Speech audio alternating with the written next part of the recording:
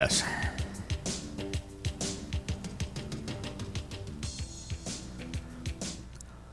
Good afternoon, everyone. Welcome to another edition of the Golfmonger Show. I'm your host, Brian Steffen. I am the Golfmonger from always sunny Myrtle Beach, South Carolina, even when it's not sunny. What do we call this? Liquid sunshine around here.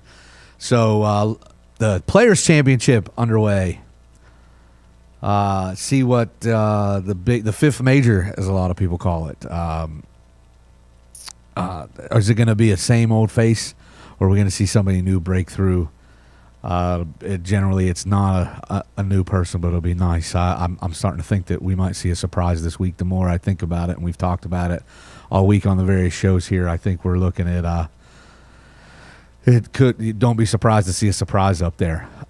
So we're creeping up on the beginning of the summer here, as the spring is almost over. The Players kind of marks. Because from the Players, we're only about a month to the U.S. Open, and we're only about a few weeks between the U.S. Open and it's a month to the Open Championship, and then we're really getting into it now. This is, they say Augusta really kicks off the teeth of the golf season. Well, we're dead in it right now, and the Players is the next big thing on the schedule. Coming off of last week. Rory McIlroy with his impressive first thing I want to touch on is his impressive showing at the WGC there at TPC Harding Park. And before we get into that, I want to bring on our the man behind the glass, our producer, the big cheese around here, Mr. Jeff Gilder, to the show here on the Zeus Radio Network. What did you think of Rory's weekend? The way it started off. And we talked about this a little bit last week. He wasn't really challenged, and I wondered then if he had it in. As a matter of fact, I predicted Horschel to take the thing, if you remember. And he made it to the man, Roy did it. What can you say? The dude is amazing. To play that many rounds of golf, to stay that sharp, proves why he's where he is, Well, and it's scary because for the rest of the field, last year he wasn't doing much until he won the Open Championship. And then he won the PGA. And then everybody was just, holy cow, he's going to run away with and win the FedEx Cup. And he played well, just not quite well enough. Billy Horschel put on a show down the stretch and in the playoffs. But I mean, is he getting into form right now? And it's going to be another summer of McIlroy? It could very well be, man. Remember last year when it seemed, for a while there, it seemed like no one else was ever going to win a golf game, I mean, he just seemed like the natural pick to win everything that he played. Yeah, well, it started Martin Kaymer. At this week, he ran away. Well, he basically ran away with the Players. He only ended up winning by one, I know, if you look on the paper, but it wasn't that close. They had the delay with just a couple holes to go, and he came out cold from that, and he stumbled to the finish. But, I mean, let's face it, he kind of ran away with that. And he certainly ran away and hid from the field at Pinehurst up the road. Yes, he did. To win the U.S. Open. And everybody's like, oh, well, you got to, and then he disappeared for the last two majors. So it goes to show that the game of golf is streaky. Even the best players get hot for a while, then cool off, then get hot, then cool off. I mean, nobody consistently just stays at that high level. Even the greats go through down stretches. I mean, Jack wasn't a favorite every week. Tiger wasn't a favorite every week. I mean, although it seemed like it for a long time there. But anymore in today's game. You don't, you can't, it's not just so easy to say, oh yeah, you got to pick Rory, or you got to pick, Jordan, or you got to pick, whoever. This week, and you would think, at a venue like Sawgrass, that there'd be a player or two that has really grabbed onto that course and done well and won multiple times and been there, but there hasn't. Yeah, I know. That's funny, too. You know, one of the arguments for not making it the fifth major is you don't want another venue that's the same every year, where you play that major at the same place every year as you do Augusta. But you would think in that we've been playing there for so long that someone would have really grabbed onto it and mastered the thing, but they haven't. No, because, I mean, there's not even a whole lot of multiple-time winners. Yeah. I mean, Tigers won there twice. And off the top of my head, without looking it up, I can't even think anybody's won there more than once. Yeah. I mean, Sergio, he won it in 2008. Last couple of years, he's been in the top 10. I mean, he seems to be a horse for the course, so to speak. But there's not. It's not like when you go to Augusta, you can rattle off the 10, 12 names of guys that play well there every year, and their names are going to be there. Yep. You can't. So why not? I don't. Fifth major? I mean, the professor brought this up Tuesday on the Fantasy Golf Show with Jeff Deal. There's something to be said. The specialness of Augusta being the only solo location major championship. Yeah. Meaning that it never changes. Does it take away from Augusta? I don't think so. If you add the fifth, because they only play at the same course all the time. I don't think so either, but Gene's probably right. There's probably got something to do with that. Yeah. And history has something to do with that. There's always been four majors. Even when they were different courses. I mean, back in the early, part of the last century, it was the amateur championships along with the Open and whatever, but there was always only four of them. Yeah. You add a fifth one, you start screwing with the record books. Yeah. I don't buy into that so much, though. I mean, I'm just saying that's another possible reason. We screw with the record books with equipment technology, ball technology, course length. Absolutely. I mean, every time we make a change like that, we affect how today relates to history. Absolutely. And I agree with you 100%. Yeah. I'm just saying that's probably another reason. Sure. Yeah. Now, how many guys did not win the Grand Slam? You had a fifth major. Well, everybody that played before, there was a fifth major. Yeah. Then what do you call it? Because Grand Slam is is a baseball thing. There's four bases, 4 runs. Yeah.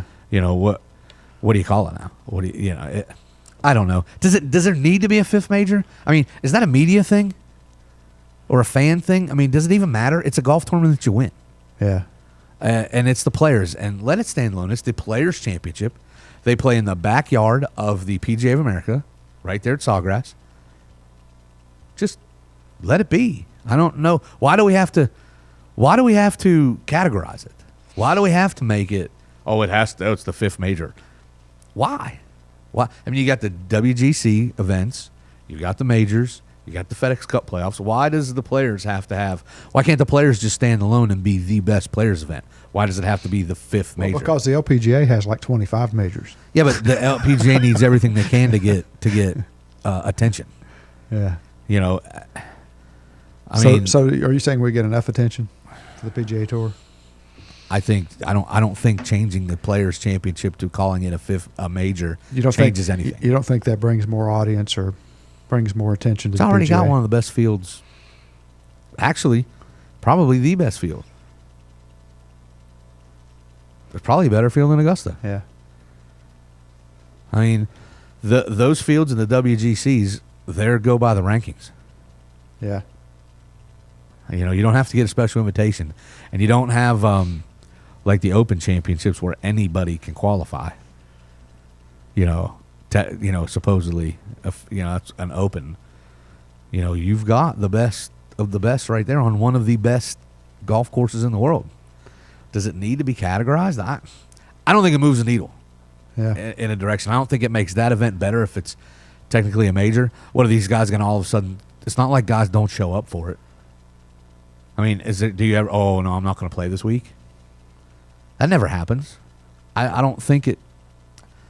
Why we have the need to to tag things, or it has to be part of it. It's a golf tournament. Standalone, it is one of the best golf tournaments of the year. It's already, to me, probably better than, and I'll make all of our all of my professional golf friends that will listen to this very upset. It's probably a better tournament than the PGA is, than the PGA Championship. You know, I have to agree with you there too. I think so. I don't Part of that has to do with time of year, though, Yeah. and it's in the defense of the PGA Championship. I've said this before. The fact that it's in August, it's at the end of the summer. Everybody's getting ready for the kids to go back to school. Everybody's antsy for college and professional football to start. You're coming down the home stretch of the Major League Baseball season. You know, you're starting to get ready into that stretch run going into the playoffs. It's just caught up in the end of so much, either the end of stuff or the beginning of other stuff going on, that you kind of forget about the PGA Championship. Yeah. You kind of forget about it. Because the U.S. Open is a big, big deal, right? Augusta is naturally the biggest. The Players is big. The U.S. Open is a big deal. The Open Championship is a big deal. But let's face it, the casual golf fan is not waking up at 4 o'clock in the morning to watch it. We do. You know, people listening to this show do. Yeah. But, you know, my wife's not waking up at 5 o'clock in the morning to watch. You know, she'll ask me, you know, so who won? Because, you know, she doesn't understand why, on Sunday I won't be in church. I'll be here when we do our live casting. Well, what do you mean? They always play in the afternoon. No, they don't. Not this one because they're playing in Europe. Oh, so it's not tape delayed on TV later? Yes, it is. But I'm not waiting until then to watch it. Right? It'll be on tonight, but I'm not waiting until then to watch it. You know, So there's a long gap between a great big tournament that every golf fan can watch and the PGA. If you can take into consideration the Open Championship in the United States is played at 5 o'clock in the morning. Yeah. Or the TV coverage comes on then. You know, by lunchtime, it's over. You know, 1 o'clock in the afternoon, they've crowned the champ. They've taken the pictures. They've stood on, you know, they've hoisted the trophy. It's over. And you're on the Sunday afternoon. You know, I get a 1:30 tee time. Right? Might as well go play golf. We've been up all morning watching it. So there's a long gap between a tournament that everybody will watch, and then the PGA Championship here. And I'm talking about here in the United States. So, because I know our coverage here on the golfdirector.com goes well beyond that. So I'm not insulting anybody or blowing off anybody in our other countries that listen to us, but I'm just saying here for us in the States, which is what moves the needle, you know, it's just different. But I don't think it needs to be named anything else. But I think if it was, it would overshadow the PGA Championship for sure. Now, Mr. Deal and those guys will all be yelling at me and saying I'm an idiot and be mad at me for downplaying their championship. But it's just timing. I don't think it's not the quality. It's just the timing, in my opinion. So who do we like this week? So it's now that it doesn't matter, you're ready to reveal your fantasy picks? Yeah, the fact that I've decided that it doesn't matter. Oh, you mean the fact that I can't affect anybody's opinions? Sure. Why, did you think I was coy this Tuesday? I thought so. Yeah. I didn't really. You know what? I just answered the questions that were asked of me. Yeah, you didn't volunteer any additional information. I was about a good guest. I was a good guest. The host. I answered the questions that the host asked me, and Jeff didn't ask me who my team was. He didn't, did he? Yeah. He asked me who my lock pick was and to give a long shot. Yeah. Or a surprise. He didn't ask me to run down my team. So I started this morning, and I haven't even looked yet today to see if I was good or not.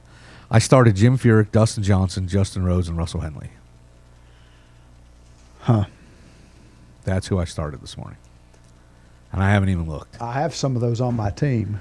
I didn't start Furyk or Henley. And on my bench, I have Sergio Garcia, Paul Casey, Billy Horschel, who I did see was like 2 under, and I'm probably kicking myself in the butt, and Louis Oosthuizen.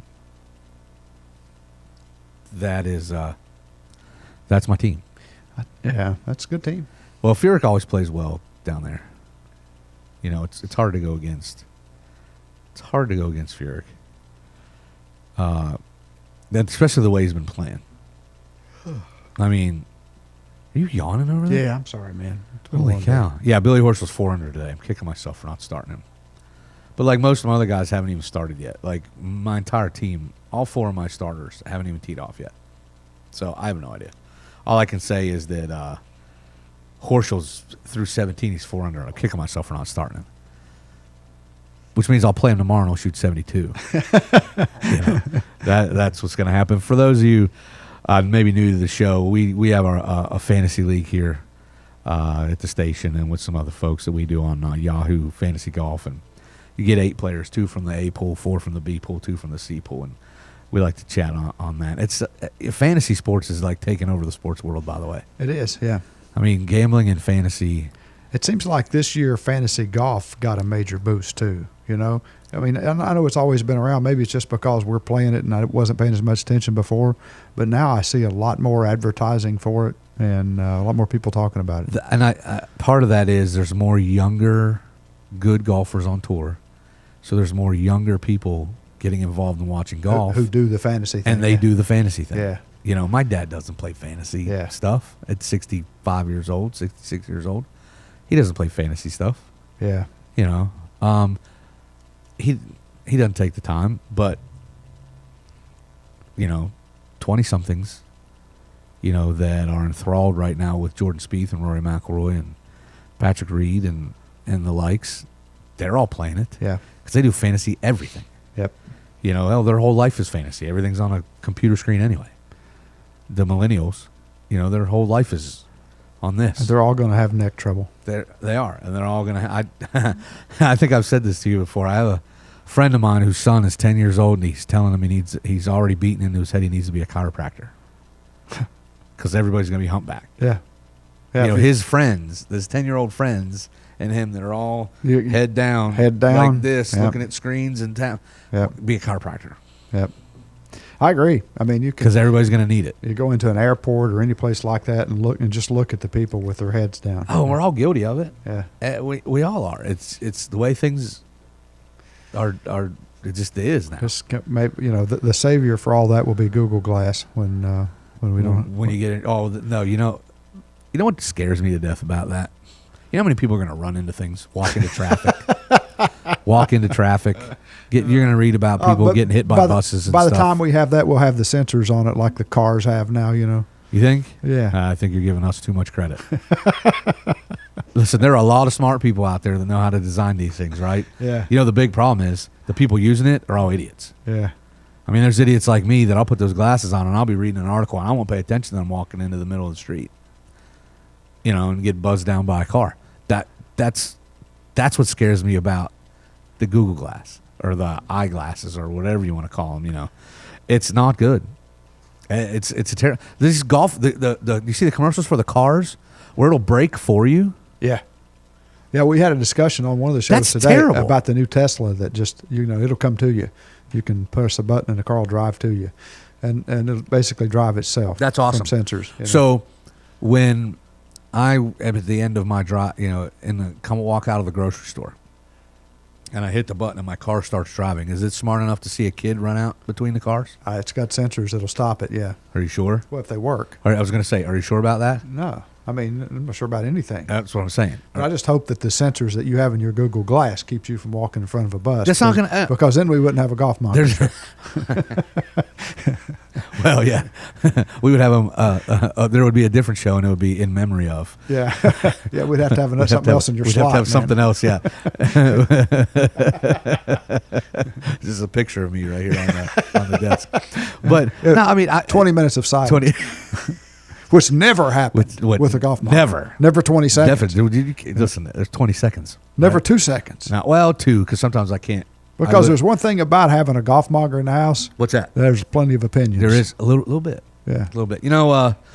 That's that whole if you can't dazzle them with brilliance, baffle them with BS that I live my life by. And, you put somebody asked me one time, between doing local radio that I used to do, and then all the podcasting and everything on my site at DYST now, and then here at thegolfdirector.com. And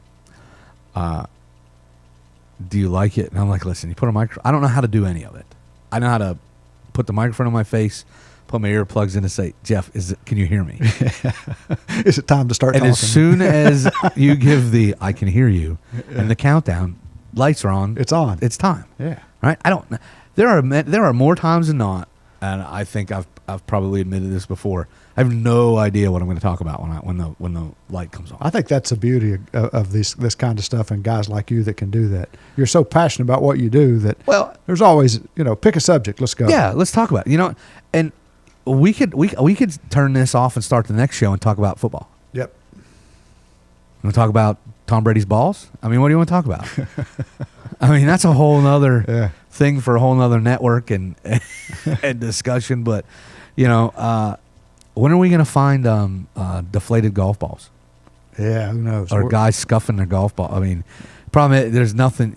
Or guys that heat up their golf balls, or they, are. I wonder if, then it makes you start. The sad thing is, but you start thinking about, is stuff like that happening in other sports? Yeah. Obviously it is. I played baseball. Trust me. Pitchers been scuffing balls for years, and pine tar on bats, and the oil in the palm of the glove or up under the bill of the cap, so you can get a little lube, or the old spitballs and stuff like that. They talk about Jerry Rice and stick them on his gloves, and guys cheating like that. You don't ever hear that in golf. You don't, because golf's a gentleman's game, right? And it's self-disciplined. It's self-disciplined, and it's a gentleman's game, right? Yeah. Okay. Everybody, they're all competitive, though, right? Yeah. Okay. And it's self-controlled, right? Yeah. But you never hear anything about it, right? Right. It's garbage. It's there. It's total garbage. It's there. I don't have an instance. I don't have an example. But human nature tells me that it's there. That guys are hitting illegal balls with illegal clubs. Absolutely. And that they have sewn inside their pockets on their golf bag heaters to heat their golf balls when it's cold. Absolutely. Yeah. It's happening. Yeah. We've never seen it. We've never heard about it. It's never been called out. But let me tell you, it's also not the first football game that the New England Patriots have played with flat footballs either. Yeah. But we just heard about it. So human nature, competitive sports. That's why there's also, you can't tell me that there are not guys on the PGA Tour on steroids either. Oh, I think you're right. You cannot, and I don't mean now. I mean, have been that for brings years. up a question that I've got too. How long can it go on that this is the gentleman's sport, self-disciplined and all? And we had a little taste this past week of how unprepared golf officials are for things that happen on a course. If you go to a NASCAR race, okay, every official along pit road, which there are fewer now because of some technical changes out there, is prepared to handle an altercation. Golf officials apparently are not prepared to handle altercations. Are you referring to Miguel Angel Jimenez and Keegan Bradley? Yeah. I mean, there was no attempt, nothing whatsoever there to stop what could have been a brawl. Now, I understand there's serious ramifications if a golfer throws a punch and that kind of thing, and that's all good. But I keep asking myself, and nobody really has come up with an answer, what about the official? Should the official not have stepped up and said, hold on, guys, I got this? But it didn't happen. I think that's an individual case. And I mean that. Of that official? Of that official. And I mean that by just there. He was just going, oh, crap. I think put 100 different officials standing there and they react 20 different ways. Yeah. Well, but it goes back to my point that this has been a gentleman's sport and has been self-disciplined for so long. Yes. There's probably not in the officials rule book a way to a place to properly handle the handbook that they give you. Yeah. How do you handle when one guy tells the other guy's caddy to shut up and the other guy loses his mind and goes and gets in his face? Which, by the way, for the record, the most interesting man in the world would have snapped Keegan Bradley in half. He may have, but I'll tell you what, Keegan looked pretty dominant at the time. Yeah, but did you see, the mechanic looked like he couldn't even believe that Keegan was upset. Yeah. He kept just talking, trying to prove his point without ever acknowledging that Keegan was mad and yelling at him. He just kept talking. I like Jimenez, man. I really do. Go away. I like him a lot. I thought, but anyway. Like I said on Tuesday, I mean, Keegan's his brain's got to be like a bag of cats, man. with all the dancing around he does before he hits the ball and sideways cocking when he lines up a putt. And there's some stuff going on there. There's a whole lot of crap going on up there. And then to react like that, I mean, hey, he did tell the guy's caddy shut up, and it was totally uncalled for. And obviously there was some – that didn't come out of nowhere. Yeah, the caddy had thrown some BS back to Jimenez with a Spanish accent, from what I understand. Yeah, and look, I promise you there was something that happened a few holes earlier in the match. Hell, there could have been something rolled over from the last Ryder Cup. And see, I asked this question, and all the purists say, no way this would ever happen. But for good TV ratings, you pair those guys up sometime in the near future. You got a tournament where maybe there's not a lot of star power, and those two guys are in the field. Put them together, man. Hell yeah! You can't stop me from putting them together if I'm directing the tournament. Absolutely. Supposedly it's a blind draw. Yeah. Oh yeah, right. We see all those blind draws. We see blind draws all the time. Right? Yeah, made for TV blind draws. Yeah. I'll tell you, I would have bet anything you wanted to bet that Tiger was going to have an afternoon tee time on Thursday at Augusta. Yeah. To guarantee that every shot he took was on TV. Absolutely. Yeah. His first time back. No, you have to, and you have to, because guess who wants to see it? We do. We do. Yeah. You get to the next tournament where there is not another major story, and it turns out those two guys are in the field. If they're not playing together Thursday or Friday, the tournament director is fired on the spot. Yeah, but the purist again will say, no, that'll never happen. The PGA wouldn't allow that to happen. Hey guys, it's still all about the TV time. It's still all about the TV dollars. It's a business. It's a business, yeah. And if TV, and you put that out, what's the headline going to be on every blog, every golf website? Guess what? Guess who's playing together? Yeah. The poor third guy? Yeah. They got to put somebody in there that's either like a complete nobody, that's maybe like a web.com guy who's finally getting a chance to play, or a veteran, a David Toms or a somebody like that, that can handle a Padraig Harrington, a somebody that can just put the blinders on and play their game and stay out of it, not even try to stick their nose in. So you got to put in a rookie kid that's so green that he's afraid to say anything, or you got to put an old veteran in there. I think you just throw Ian Poulter in the mix and let it go. Oh my God, the internet would implode. By the way, Twitter would implode. It would, yeah. Because that idiot can't keep his mouth shut about anything. Yeah. So, oh my God, that would be awesome. But yeah, you know what? I didn't even think about that, but you're probably right. Yeah. Before the year's over, we may see them in a pair together. Well, and listen, in any week they could end up that way by the way they play. Yeah. You can't control that. So, the purists, bull. Yeah. And an instant to create drama like that, put them together. Absolutely. Put them together. How fun would that be? That would be like, and I bet the websites, there'd be some website that the feature group that you could just watch online would be. Oh, sure. Jimenez and Bradley. Of course. And the other guy. Because it doesn't matter how they're playing. It's going to be part of it. They could both miss the cut. It doesn't matter. Yeah. And what would be even better is if one's playing really well and one's playing really bad. That would make it even better. Because one's going to make one comment to the other, and it's going to be. And here's the thing: it would be Keegan that wouldn't be able to handle it. Oh, I agree 100% because Jimenez is so cool, man. He's like the other side of the pillow, baby. And how much of that was just to get in Keegan's head anyway? Oh, I mean, all of it. Yeah, think about it. All of it. That dude's a vet. He knew exactly what he was doing. Sure.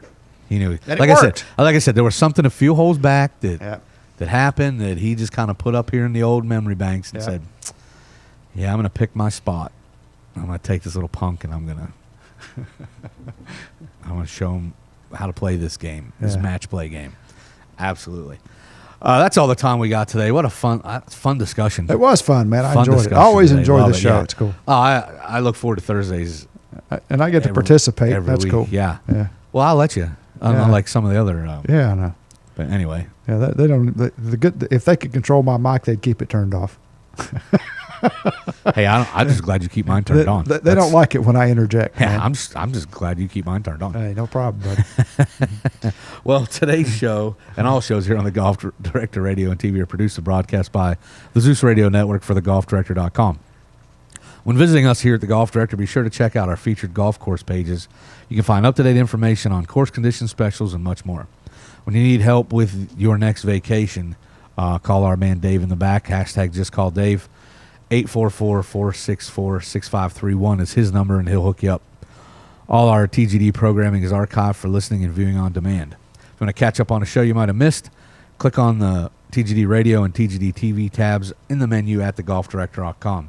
You can find us on over 1 billion devices via either via either iTunes, Audio Realm, TuneIn, YouTube, Ustream, Roku, Blueberry, and the Myrtle Beach Golf app. It's a lot of places to find us. If you can't find us, you're not trying hard enough.